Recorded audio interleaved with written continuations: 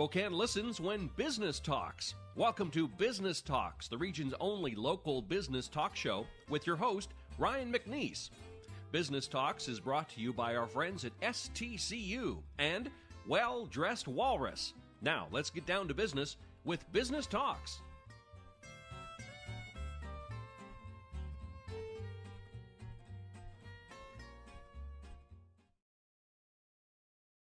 Welcome to Business Talks. I'm Ryan McNeice, and we're here in the studio with Kevin Finch and Jill Lemon of the Big Table. Thank you both for being here. Glad to be here. Kevin, Jill, let's talk right off the bat about how you came up with this idea to start this organization, because it's made a huge impact in Spokane and now Seattle. Tell us about it. I think the genesis of it came in a weird combination. I was a pastor. That was my day job. I started moonlighting as a restaurant critic for the Spokesman Review. And Which is what all pastors do, right? Absolutely. Right. Yeah, so for me, just my delight in food and love of restaurants got to have this expression in sneaking into restaurants and then writing them up. I was anonymous in that capacity. So it was fun to get in and just see without being recognized. Right, and a bit of a diversion probably from your day totally. job, so to speak. Totally, and for the very first time in my life, I was able to pay for someone else's meal.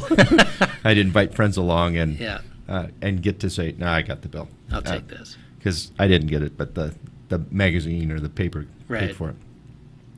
But while I was writing about food over the course of about 5 years, I started to I guess I'd call it my spidey sense started to go off, and some of the things I'd been trained as a pastor started going, I wonder who's caring for these people, because it seems like they're living right on the edge.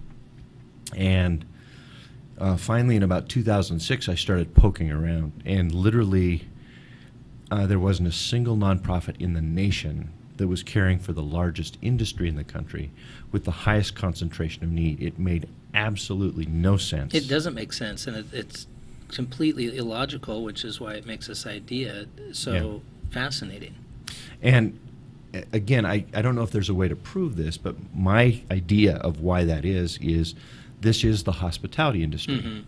So anyone that's not in the industry, by definition, is walking in and seeing someone who's got a job.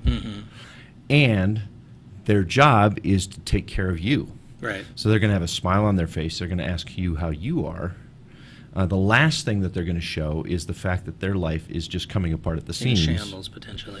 Yeah, and so for anyone that's not in the industry, this would be the last place you would think needs help. But when you start peeling back the smile and look at the statistics, highest rates of drug and alcohol abuse, massive broken relationships, no safety net, high stress levels, massive job transition. It's just, you really go, oh, wait a minute. If you look at this statistically, there's the most need concentrated here of anywhere in the country. And some of the variables, I think, as we've discussed, seem to lend themselves to some of these challenges. The work schedules that are sometimes sporadic or late at night, trying to balance that with families. So some of these challenges come along with that. Well, and Jill, you worked in the industry before.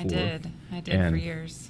And that was tough to balance with family. It is. What part of the industry were you in? I was in the hospitality industry, in the hotel industry. Okay, so you saw it and there right up aren't close. even locks on the doors of hotels because there's no reason for them to ever be closed or ever to be locked. And when you work in that industry, there's always a reason to be there. There's always an event happening. There's always or a crisis. The treadmill all the time. never stops. It never stops. Yeah. Actually noticed that this weekend. I was at the Davenport Tower because we were staying there because our kids were involved in some events, and I thought at all times when you get out of the elevator, it's amazing how something is always happening. Right. Yeah. And as you're indicating, there's somebody there to serve with a smile on their face, whether the story behind the story is maybe more tragic, which I think that's where you've really identified this need.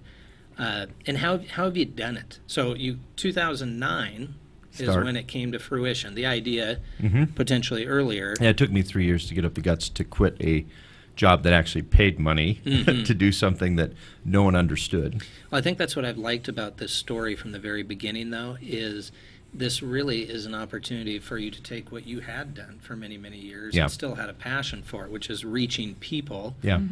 but doing it in a way that potentially more passionate about it. Oh, totally. Yeah, I don't know if I should Yeah. say more passionate, but certainly you found that food critic piece. Yeah. Well, I genuinely love food. I Right. get so excited. I do too much, I mean, probably.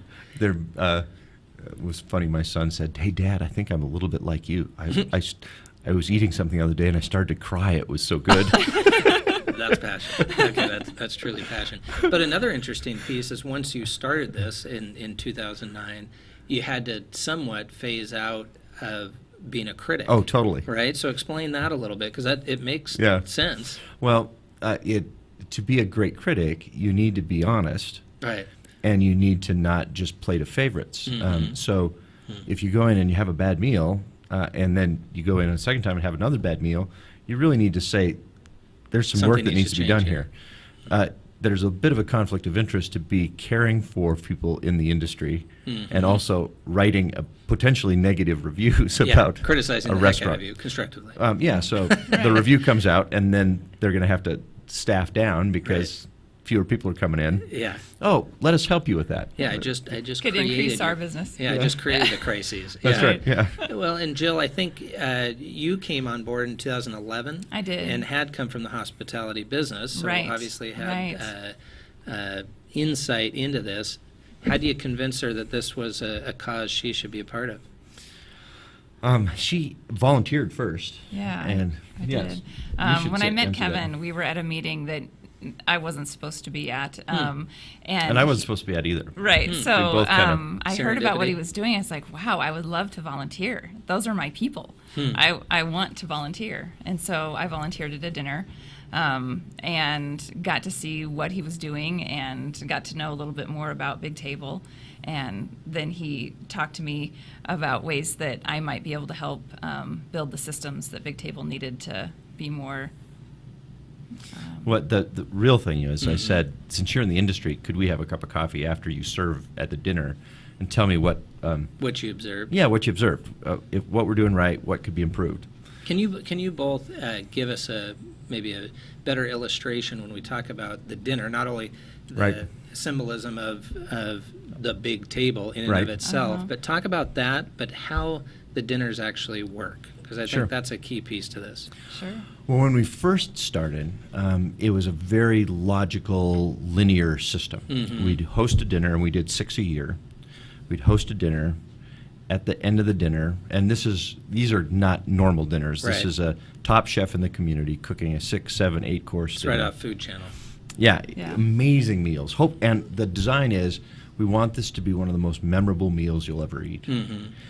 But the folks who are the guests at the table are not the typical folks that are guests. They're people who work in the industry. So it's a line cook seated next to a housekeeper, seated next to a dishwasher or a hostess. You've literally turned the tables to a certain extent. Yep. It's totally turning the tables.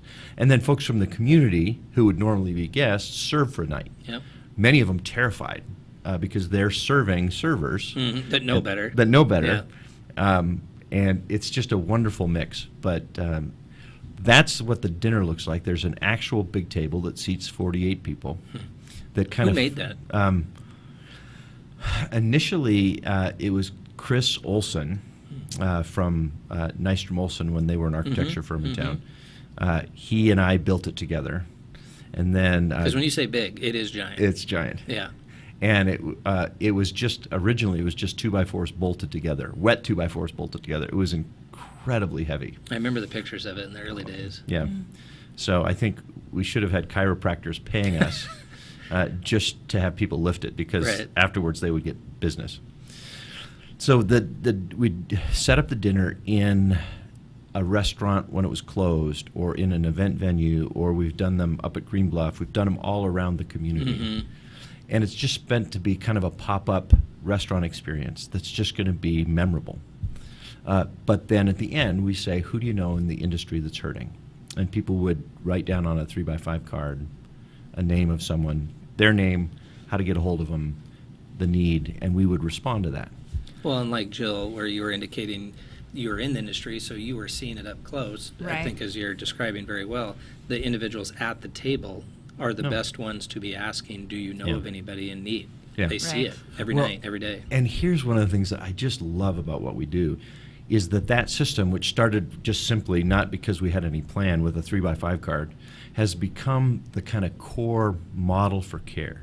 So all of our care comes from referral.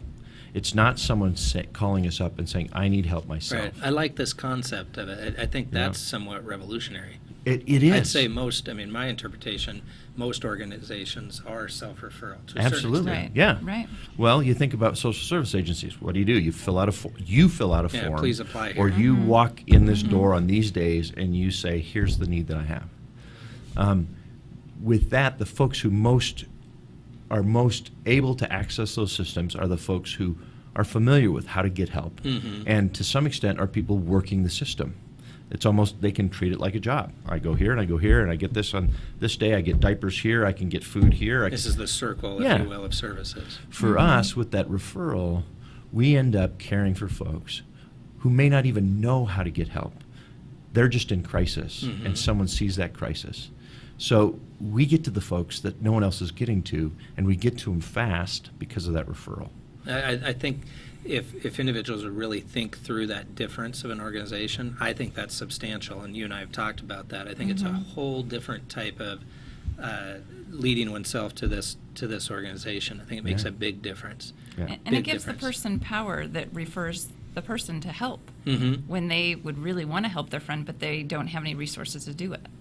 When they refer to Big Table, then they feel like they've contributed to caring for that person.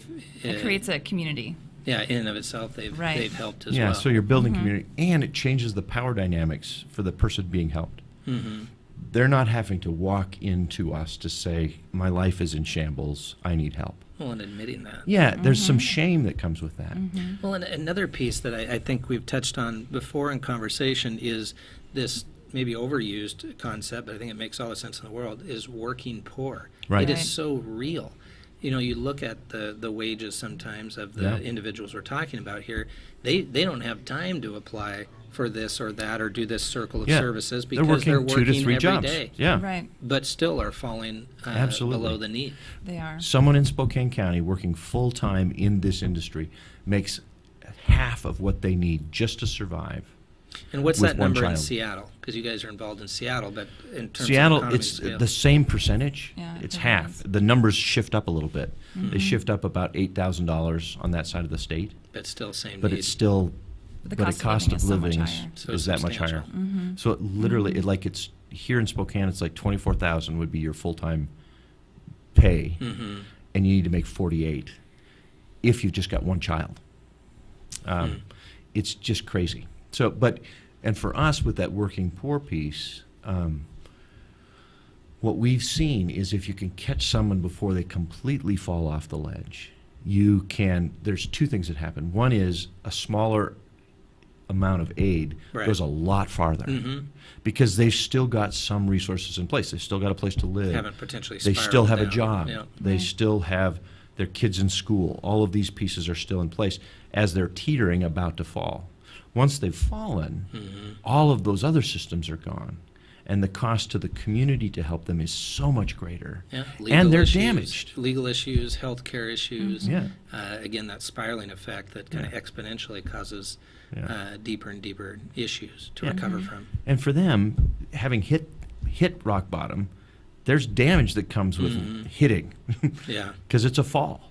Well, and as you described, oftentimes it's not a single individual. It's 1, 2, 3 kids that are somewhere in the school system that are exacerbating. Displaced. Yeah, exactly. Let's take a short break and come right back and talk more about what Big Table is doing here in our community. Thank you. Welcome to Tom Sawyer Country Coffee. Tom Sawyer Country Coffee only roasts the finest organic coffee for our signature blends. Enjoy a cup at our coffee shop and local businesses and organizations across the region. I'm Tom Sawyer, and we choose the Pacific Northwest.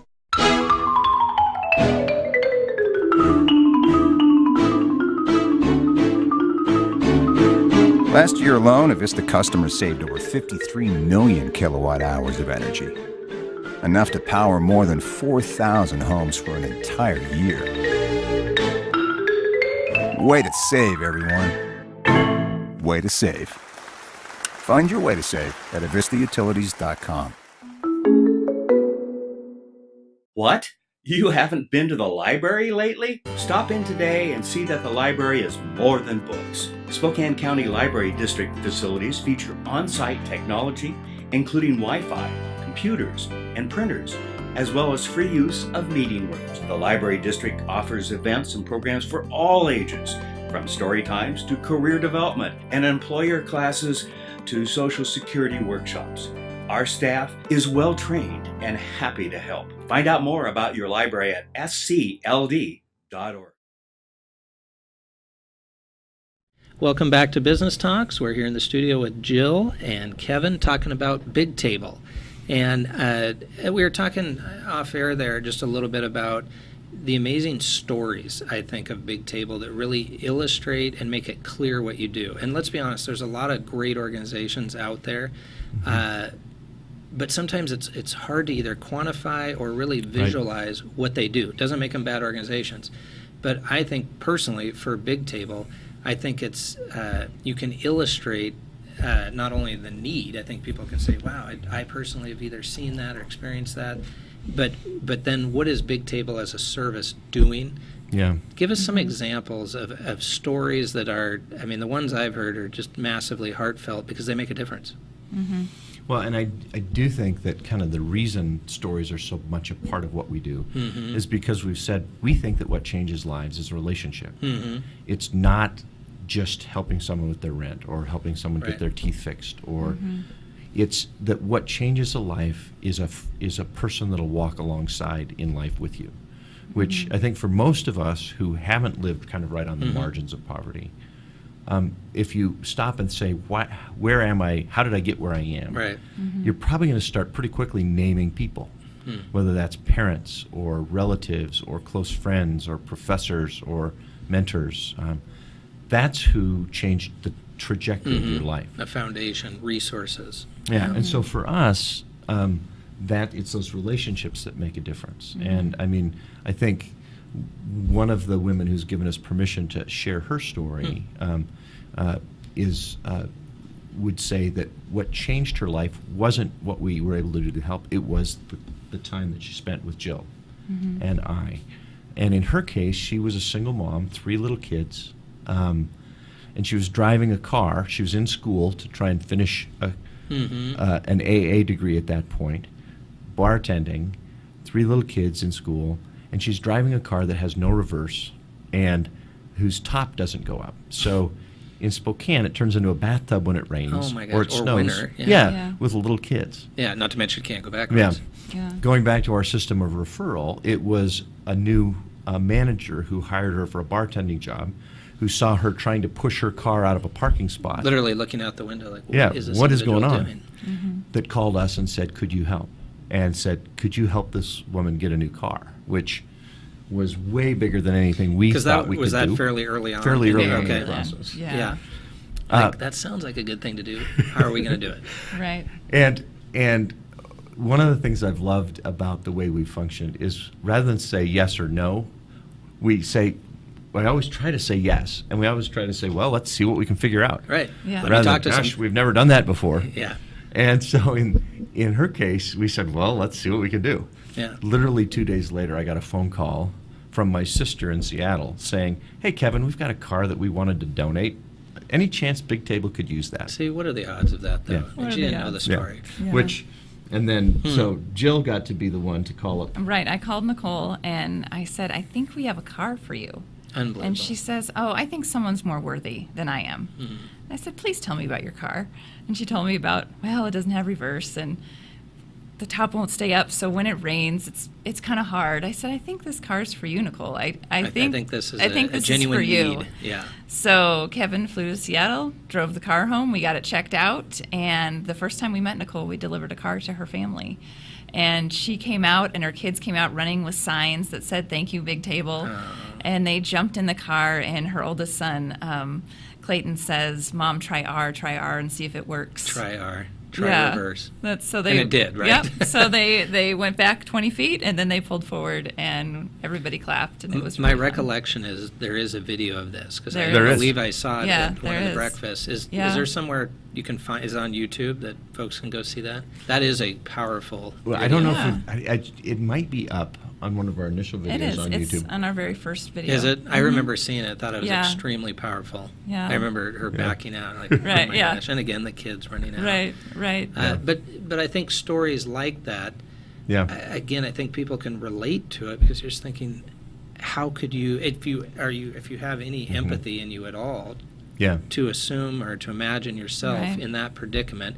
And again, the key point that she didn't self-refer and say, hey, I need help, which isn't entirely bad either. But that obviously came as somebody reaching out, and Big Table is able to provide that. I think it's huge. Right. Yeah, it's fun to truly get to kind of walk alongside people. And kind of, you've said that you love doing this because you get to have these conversations with people. Yeah, the engagement. For us, it really is a privilege to get to enter into people's lives. That's interesting that you say it that way. And say, tell me about your life. And again, that referral piece allows us to not, because we already know there's a need and we want to help, we can help them kind of explore what other resources might be present in their lives and build on those, rather than like, oh, I can't tell them about that because if I told them about that, then maybe they wouldn't help me. Right. No, maybe we can build off of these other pieces. Yeah. Who do you know that? What are your resources at work? Do you have any family support? Are you connected to a church that might want to? Is there a support network there? How can we help you end up living a life of abundance rather than a life of crisis? Well, and again, that brings us back to what we talked about at the beginning with your backstory as a pastor. That is an amazing opportunity, in my opinion, to teach through doing. You're not out there, certainly not out there preaching to these individuals, but rather, I think as you've described, coming alongside these individuals. That's a totally different relationship where the person sees, hey, why is Jill doing this? Why am I meeting with this individual? Why is Kevin doing this? Because you're worth it. You're worth it. But that's different than somebody telling you do this, do that, and it builds that strong opportunity to potentially do what you were doing before. Reach people. Right. Yeah. Ironically, I would say I get to be more of a pastor without the title than I did when I had it. But I think it's the vehicle. It's the psychology of the presentation. Yeah. And because this has worked very well in Spokane, and you've also reached out in Seattle, I think you have some exciting news that you're potentially looking at some other municipalities coming up. Right. We are planning to launch in San Diego in 2019. So does That's that very does that exciting. scare you? Like, oh my gosh. Absolutely. Yep, it sure does. How is that going to work in terms of, from an organizational standpoint? You are based here in Spokane. Right.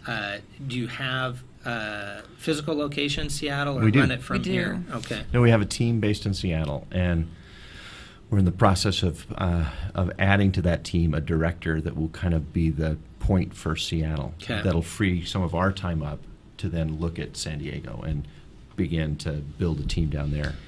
First of all, as you've described, it's amazing that this need hasn't been met the way you are doing it. So again, kudos for observing this need. I definitely want to take time before we're finished here today, though. Tell people in detail how they can find out more about Big Table, but maybe even how they can be a part of it. We've got a fun brochure called How to Care While Eating and Sleeping. That's a good line right there. If you that if you just reach out to us, we can send that to you, and it just gives you simple ideas of what you can do with the relationships you already have. Because one of the cool things about this is that you don't have to go out of your way. You don't have to fly to Somalia to care for some of the folks most in need. You and I have talked about that, though. What's the cliche line? Look over your own fence. There are people in need here. Right. I mean, it doesn't make it a lesser need somewhere else, but there clearly is plenty of need right here in Spokane, San Diego, Seattle, all over the country. And the people you come in contact with every day. Yep. So with those folks that you've already been in contact with, we've got ideas, real simple ideas of ways that you can begin to care to change things. Obviously, if you want to support Big Table, we'd love it. You can do that through the website as well. But the website really would be the way to kind of connect with us. Get as much information as you can. When is your next event? Big table our dinner, next, I should say. We have a big table dinner that coming up on June 11th.